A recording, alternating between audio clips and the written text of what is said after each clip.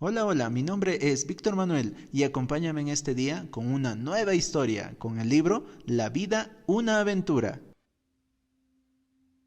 Ya estamos avanzando con cada capítulo de nuestro libro del año. Ahora nos toca el capítulo número 11, Rushmore. Nos levantamos temprano y después de desayunar hasta la última miga de lo que quedaba y de ordenar la cabaña para que el dueño la encontrara tal cual nos había dejado, nos despedimos de ella, de la montaña con sus hermosos pinos, simpáticas ardillitas y demás animalitos del lago y de Pinedale, el escenario viviente de un pasado de coraje, sufrimiento, hermosura y amor. Conversamos de bueyes perdidos y miré las fotografías que había sacado y las postales que había ido comprando con el dinero de Mr. Drop para rememorar en el futuro este lindo viaje. Con qué rapidez el tiempo lo convierte todo en historia antigua. Almorzamos en un buen restaurante que encontramos a la vera del camino. Abastecimos de combustible el estómago insaciable del auto y seguimos avanzando por lo que parecía no tener fin hasta que de pronto mi chofer dijo: «Estamos llegando, mi querido niño». Don Pedro sabe que incluso a un niño de 1.82 metros de altura le gusta que le digan querido. «Gracias, abuelo. Yo también te quiero y mucho». «Qué bueno, Dani. Estas mutuas confesiones merecen un festejo», contestó palmeándome la espalda. «Así que después de las diligencias, conseguir un motel donde pernoctar y un mercado donde abastecernos, te invito a festejar en una heladería.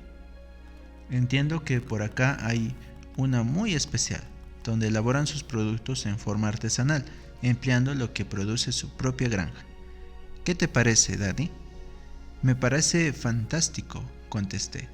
Era un poco más de la media tarde, habíamos vuelto a ponernos nuestros relojes, así que hicimos nuestros trámites en tranquilidad, aunque el paisaje era hermosísimo. Yo me preguntaba para qué nos deteníamos precisamente en ese lugar. Estábamos en el estado de Dakota del Sur, más precisamente en el condado de Pennington, más precisamente aún en Rushmore. Esta montaña le da su nombre al pueblo que está a sus pies. Fuimos a la heladería Petit Suisse. La construcción revela claramente el estilo suizo. Había macetas con flores por todos lados, y bonitas jóvenes vestidas al estilo tradicional suizo servían a los clientes con una preciosa sonrisa en sus labios. Don Pedro pidió un helado de yogur con pequeños trozos de durazno y yo preferí crema rusa. «Riquísimo y agradecidísimo, abuelo», dije cuando brindamos con 2 copas de licuado de fruta. La tarde declinaba. Mr. Drop me dijo que quería que fuéramos a un lugar especial, y por supuesto no dije que no. «¿Se puede saber de qué se trata?», pregunté. «Será mejor que no preguntes. Es una sorpresa, Dani». «¿Sorpresa, abuelo? Escalaremos el Rushmore para ver qué hay del otro lado.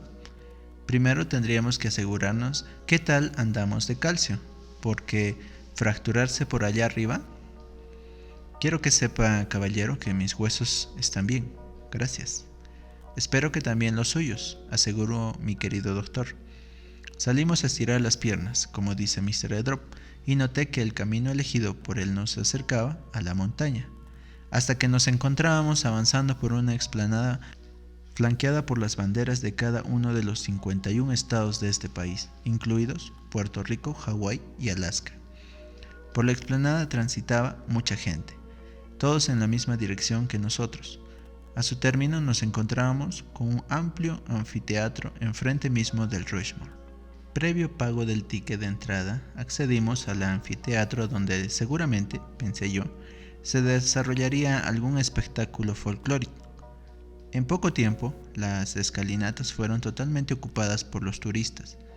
Ya era noche cuando se encendieron las luces del escenario y bajo la conducción del maestro de ceremonias se presentaron varios artistas que, efectivamente, cantaron canciones folclóricas que fueron muy aplaudidas. De pronto el escenario quedó a oscuras. Ahora era de noche. y pensé que estábamos ante un desperfecto técnico. Pero antes de que terminara de imaginar lo que ocurriría, en el silencio tan denso como la oscuridad, irrumpieron con ímpetu desbordante los acordes del himno nacional de Norteamérica, al mismo tiempo que potentísimos reflectores iluminaron la cresta de Rushmore, dejando ver, ante mi asombro, 4 rostros enormes. La música elevó su potencia, la que se mezcló con los aplausos y las jubilosas exclamaciones del público. Los rostros de 4 presidentes, tallados en el granito de la montaña, que fueron seleccionados por el pueblo norteamericano para honrar la función que desempeñaron en la formación, el desarrollo y el fortalecimiento de la democracia. Coronan el Rushmore: George Washington, Thomas Jefferson, Abraham Lincoln y Theodore Roosevelt. El maestro de ceremonia rehizo la historia de este impresionante monumento. La idea nació en 1923 en la mente de Donald Robinson, entonces director de la Sociedad Historiográfica de Dakota del Sur. El proyecto fue aprobado en 1925 y a continuación hubo que buscar el lugar adecuado donde realizarlo. La elección recayó en este monte de granito situado a 40 kilómetros del sureste de Rapid City. Un escultor estadounidense de origen belga, Gutzon Borglum, fue el encargado de realizar la nada fácil tarea, que comenzó en agosto de 1927. Tuvo que trabajar prácticamente colgado en el vacío a 1745 metros de altura, sostenido por cuerdas firmemente sujetadas en el lado opuesto del monte. Cada rostro mide 18 metros desde el mentón hasta la parte superior de la frente. La nariz de cada uno mide 7 metros. Transformar roca viva en cabellera, frente, nariz, boca y la parte superior de la camisa y la chaqueta fue una tarea ciclópea que demandó 14 años de arduo trabajo. Debido al mal tiempo y a veces también a la falta de fondos, la tarea debió interrumpirse 6 veces. El 84% del costo de la obra corrió por cuenta del gobierno federal y el 16% restante provino de donaciones privadas. La primera figura esculpida fue la del primer presidente de Estados Unidos, George Washington, la que fue inaugurada el 4 de julio de 1930, Día de la Independencia Nacional. Borglum falleció en marzo de 1941 y en octubre del mismo año se reanudó la tarea bajo la dirección de su hijo, Lincoln. El monte y sus alrededores, en total algo menos de 5 kilómetros cuadrados, son patrimonio del Estado y se ha convertido en un centro de atracción no solo turística, sino también en un respetuoso in memoriam a 4 hombres que en su momento hicieron huella en la vida de su país. Fue un espectáculo increíble, maravilloso. Cuando regresamos al monte, Mr. Edrop, entre sorbo y sorbo de naranjada, hizo una infaltable reflexión. La grandeza de los grandes, Danny, no la otorgan los títulos por importantes que sean, ni las riquezas por mucho que calmen los nervios. Como dice la gente, la auténtica, la verdadera grandeza no se mide por lo que el supuesto grande acumuló para sí, sino por lo que acumuló para entregar a los menos privilegiados. Trátese de dinero, cultura o ejemplo de honestidad y moral. Hay, seguramente, una legión de hombres y mujeres que no ocuparán nunca un lugar de honor como los 4 presidentes tallados en la cumbre del Rushmore. Hombres y mujeres que ni siquiera recibían una línea de recomendación como premio a su solidaridad y su bondad y su entrega al prójimo. Los que sirvieron y sirven anónimamente son tan grandes como los grandes que el mundo admira y recuerda, esculpidos en el mármol, el bronce o el granito. Existen también los grandes de mentirita. ¿No es cierto, abuelo? Es cierto. Ahora que lo dices, me acuerdo de lo que leí hace un tiempo. En 1924 se reunieron el más lujoso hotel de Chicago, los grandes del mundo de aquel entonces. ¿Sabes quiénes eran? No, abuelo, en 1924 yo estaba en París, esperando que algún día la cigüeña se acordara de mí. Es cierto, querido. En defensa propia te digo que en ese entonces yo también estaba en París. Bueno, pero continuamos con la historia. Estuvieron presentes en esa reunión ni más ni menos que el presidente de la mayor compañía de acero del mundo, el presidente de la más importante compañía de inversiones del mundo, el principal inversor de cereales del mundo, el presidente de la Bolsa del Comercio de Nueva York, un destacado miembro del gabinete presidencial y uno de dos más o que no recuerdo en este momento. Todos eran magnates. ¿Quieres saber cómo terminaron? Por supuesto, profe. A lo mejor puedo imitarlos, porque ser magnate no es ser cualquier cosa. Te lo cuento, futuro grande. El rey del acero vivió sus últimos años con dinero prestado y murió en la miseria. El rey de los cereales murió en el extranjero, solo y pobre. El rey de la bolsa de Nueva York fue dejado en libertad después de haber pagado en la cárcel de Sydney, en China, una condena por estafa. Y de los otros dos solo sé que se suicidaron. Honestamente o no, todos habían acumulado fortunas que los presentaron ante el mundo como grandes, pero cuando éstas se evaporan, dejaron al descubierto su interior hueco y vacío, su tremenda pequeñez. Bueno, profe, no se preocupe por este nieto, que no será demasiado grande aunque siga creciendo hacia arriba. Ser alto es lo mismo que ser grande. Sabes bien que la grandeza no tiene nada que ver con la estatura. Pero ya que hablaste como un pequeño, permítame contarte una historia que comienza como la de los niños. Había una vez, en una tierra lejana, dos hermanos. Eran simpáticos y buenos durante el día, pero peligrosos después de la puesta del sol, tiempo que dedicaban a robar ovejas en los rebaños de los granjeros de aquella lejana y tranquila tierra.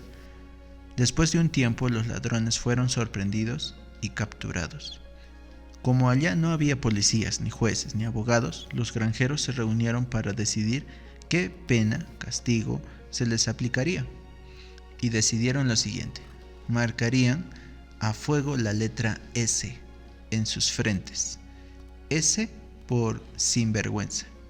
La marca los acompañaría por el resto de sus vidas y señalaría a cuantos lo vieran qué clase de personas eran. Y la sentencia se cumplió. Uno de los hermanos se sintió tan terriblemente avergonzado que huyó del lugar y nunca más se supo de él. El otro, en cambio, aunque también terriblemente avergonzado y lleno de remordimiento por su mala conducta, decidió quedarse en su aldea natal para tratar de convencer a su gente de que su arrepentimiento era genuino. Al principio, todo fue muy difícil. Nadie quería tener algo que ver con él. Lentamente, sin embargo, el escepticismo fue dando lugar a la confianza. Donde había un enfermo, él, ese sinvergüenza, le llevaba un plato de sopa y le rogaba un rato de amena conversación. Cualquiera que necesitaba ayuda tenía a su lado el ese sinvergüenza, dándole una mano. No hacía excepción de personas, tratándose de ricos o pobres. Si había una necesidad, allí estaba el ese sinvergüenza. Para ayudar, jamás, dice la historia, aceptó pago alguno. Muchos años después, continúa la historia, un caminante llegó de paso a esa aldea y se sentó en el único bar que había en el pueblo para tomar un café. Le llamó la atención un anciano que estaba sentado cerca y tenía una extraña marca en su frente, en forma de S, notó. Además que tanto los niños como los parroquianos lo abrazaban, lo besaban y le hablaban bondadosamente. Curioso, el extranjero le preguntó al dueño del bar el significado de la marca que el anciano tenía en su frente. Sucedió hace tanto tiempo, dijo el dueño como queriendo evadir la respuesta, pero luego de un instante de silencio dijo: es una S, significa es santo. Este hombre es el más santo del pueblo. Por eso le hemos puesto una S en su frente. Los grandes para Dios son santos. No lo olvides nunca, Dani. ¿Dónde podríamos encontrar un hierro caliente para marcarte con una S de santo, abuelo? Pregunté en broma para decir lo que creía. Perdóname, querida, dijo el abuelo, olvidando mi pregunta. Lo que quiero marcar con fuego es lo siguiente, Dani. Grande es el pecador transformado en santo por la gracia perdonadora y transformadora de Dios. Nadie se esculpirá nuestro rostro en una montaña, ni aparecerá nuestro nombre en una cartelera, pero ocurrirá algo infinitamente más importante. Por favor, Dani, busca tu Biblia y lee Filipenses 4:3. Es una frase de la carta del apóstol Pablo, escribió a los creyentes de Filipos. Leí: a ti, mi fiel compañero de trabajo, te pido que ayudes a estas hermanas, pues ellas lucharon a mi lado en la predicación del mensaje de salvación, junto con Clemente y otros que trabajaron conmigo. Sus nombres ya están escritos en el libro de la vida. ¿Viste, Dani, cuán importantes somos para Dios? Con excepción de Clemente, ni siquiera conocemos los nombres de las demás personas a quienes Dios ya tiene anotados en el libro de la vida. Y Él quiere que también nuestro nombre esté escrito en ese maravilloso libro. ¿No es estupendo? ¿Quieres leer además lo que dice Juan en Apocalipsis 3:5? Leí: los que salgan vencedores serán así vestidos de blanco, y no borraré su nombre del libro de la vida, sino que los reconoceré delante de mi Padre y delante de sus ángeles. No hace falta, Dani, marcarnos con la S de santos para que se nos reconozca como tales. Solo hay que ver vencedores en las luchas que el enemigo pone en el camino de nuestra vida. Eso no es fácil, abuelo. Es imposible si queremos hacerlo mediante nuestros propios esfuerzos meritorios. Llámese fuerza de voluntad o inteligencia, pero será una operación posible si le permitimos a Dios que nos ayude. Ahora leo yo en Romanos 8:37. Pero en todo esto salimos más que vencedores por medio de aquel que nos amó. ¿Te resulta difícil ponerte del lado de alguien que sabes que te ama de verdad? No, por supuesto que no, abuelo. Qué maravilloso es saber que un día seremos pecadores transformados en santos felices para siempre. Siempre, siempre. Voy a tratar de no olvidarme de Rushmore y de lo que aquí me enseñaste a pensar. Así me gusta, muchacho. En la vida hay que aprender a ver lo que miramos y dar un paso más. Pensar en que nos enseña lo que vemos. ¿Qué te parece si ahora salimos un ratito para respirar un poco del mucho aire puro de la montaña? Salimos. Qué frescura tan especial la de la montaña. Casi podía seguir el viaje del aire desde los pinos hasta los pulmones. Pero, ¿qué apetito despierta ese aire? Hubiera comido un elefante con colmillos y todo, pero los restaurantes ya estaban cerrados y en la habitación solo teníamos frutas y galletitas. Mañana me desquitaré, pensé, y me sentí consolado con la idea de que el cuero de los elefantes me hubiera roto los dientes. Muy bien, terminamos con este capítulo y con esta historia que nos ayuda a entender acerca del libro de la vida. Y no se olviden de compartir este audiolibro, de darle me gusta, de suscribirse y encontrarnos en todas las redes sociales como Conquist Book. Hasta pronto.